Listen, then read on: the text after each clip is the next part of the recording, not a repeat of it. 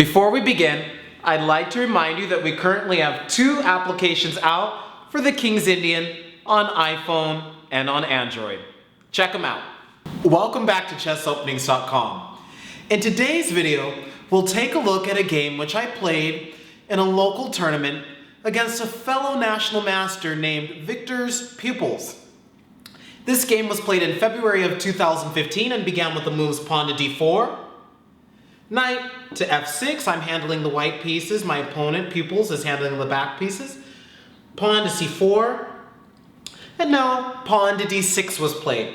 And this could lead to different sorts of setups.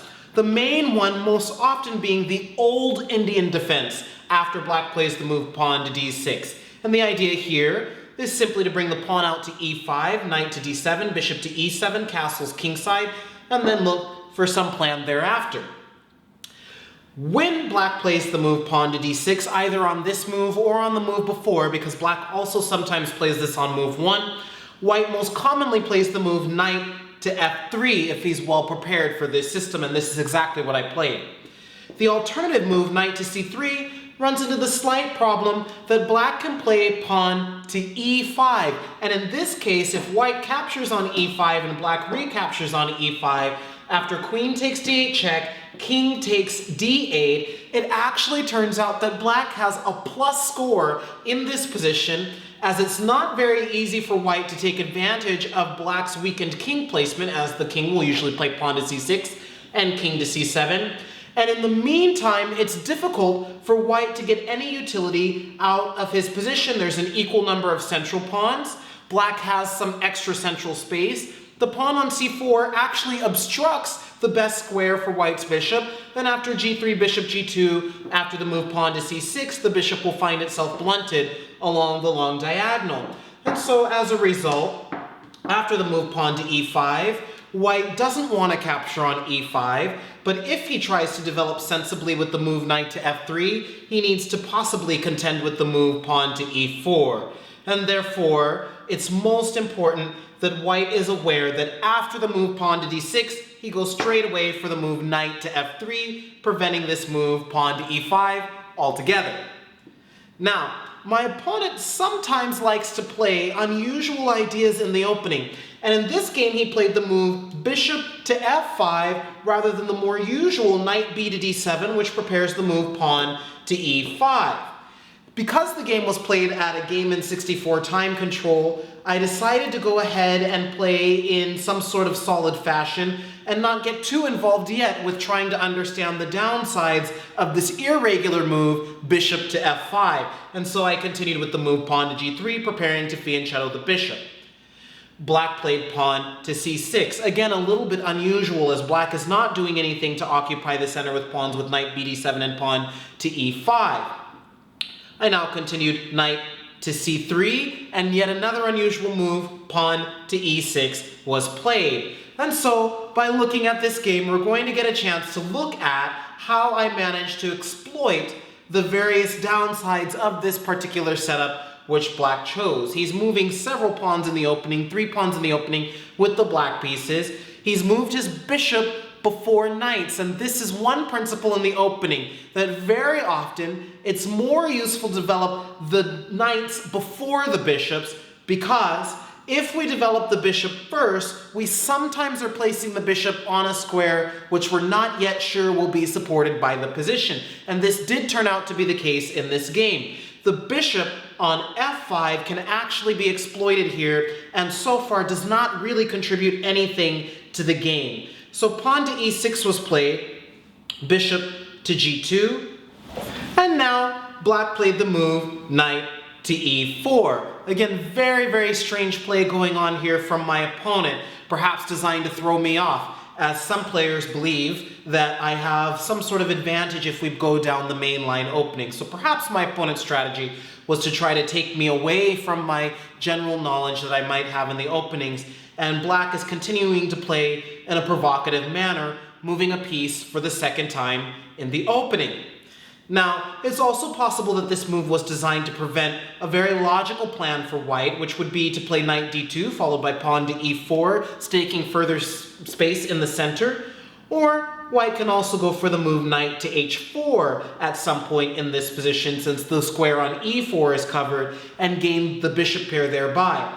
So black continued with the move knight to e4, and at this point I simply chose to leave the knights in this particular situation.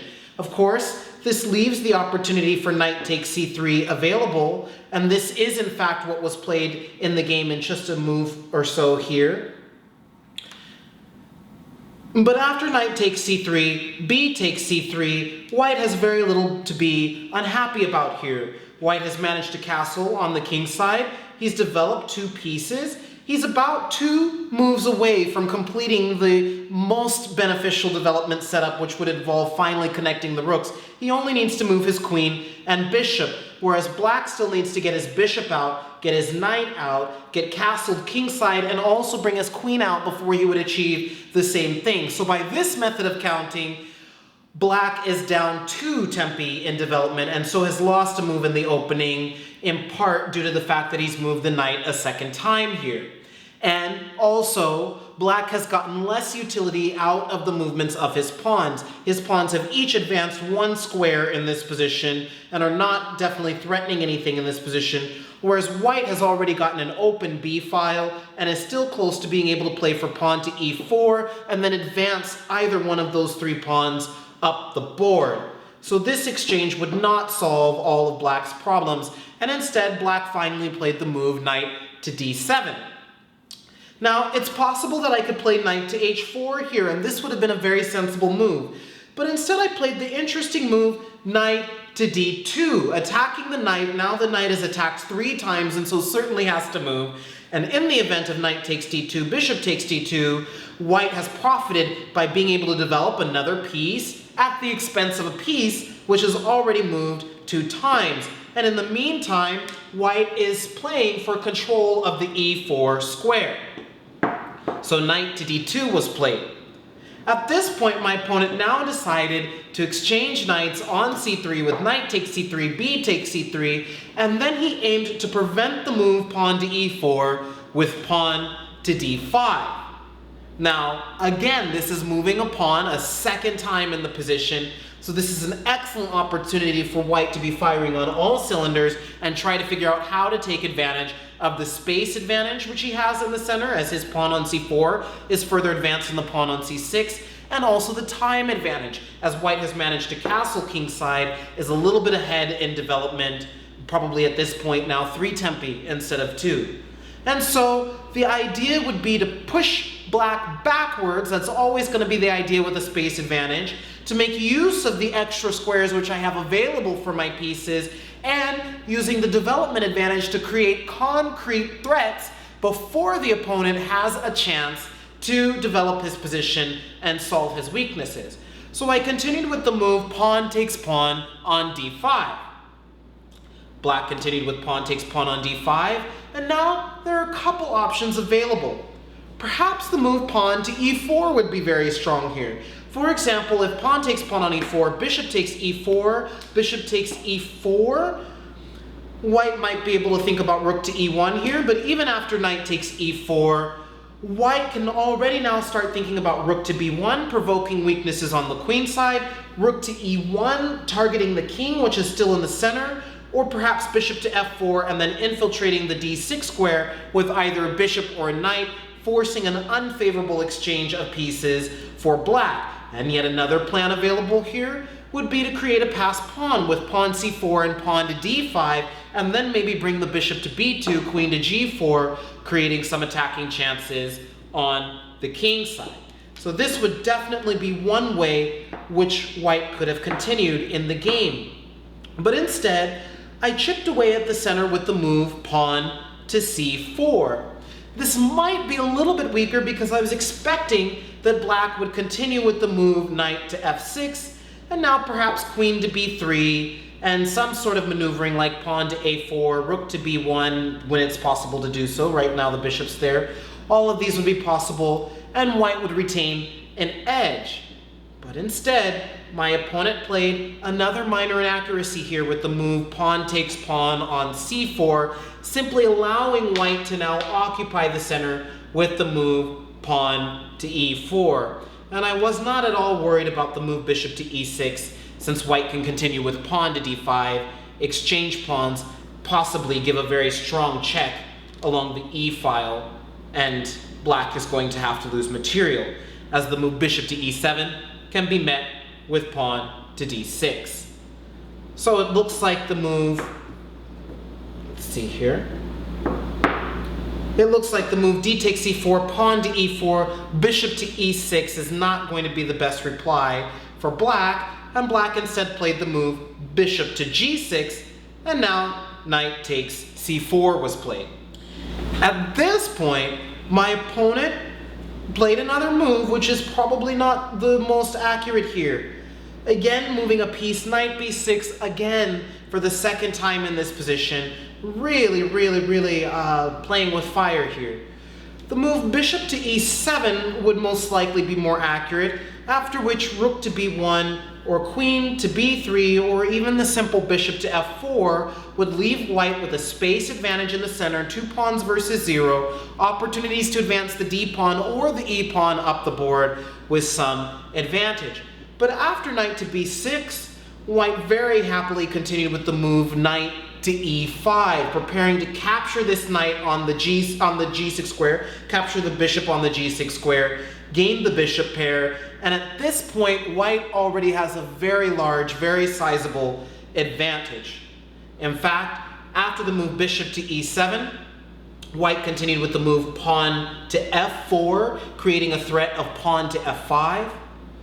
Pawn to f6 was played. Now the exchange knight takes g6, h takes g6, and now bishop to e3, simply continuing the development here. Black castled kingside, queen to b3 check was played, and now after king to h7, white was able to begin an attack against the king with the move pawn to g4, potentially threatening to bring the rook to f3 and then to h3. Now, this is a very interesting looking position right here. White has a front of 4 pawns, white has the bishop pair, has castled, and there's also potential to create weaknesses with a4 and with a5, and so far the position is very close to actually being lost for black. What has black done wrong in this position? From a very basic standpoint, black did not occupy the center with any pawns for a long time, way up until he played the move pawn to d5. He developed his bishop before the knight, and it was actually able to be exploited in this position. And on different occasions, black moved pawns and pieces a second time. So in this position, white has already managed to connect his rooks, whereas black still is a move away from doing so. He still would need to move his queen. And white has gotten significantly more utility out of all of his pawn moves, as his pawns are now 2 versus 0 in the center and ready to advance in order to create threats. Finally, white was able to use some of that extra time in order to gain the bishop pair by moving his knight several times from f3 to d2 to c4 to e5, then taking on g6. All of this ended up being okay, with white still ending up with a time advantage, and now there's the bishop pair and possibilities of attacking the king. Therefore, this opening phase of the game serves as a sort of example of what can happen if black makes some sorts of missteps in the opening related to some of the principles I just described. In the next video, we'll take a look at how this game concluded. That's all for today, and we'll see you again soon. Before you go, if you have an opportunity, be sure to check out that we have 3 applications available on the Queen's Gambit Decline, available for iPhone and for Android. Check them out.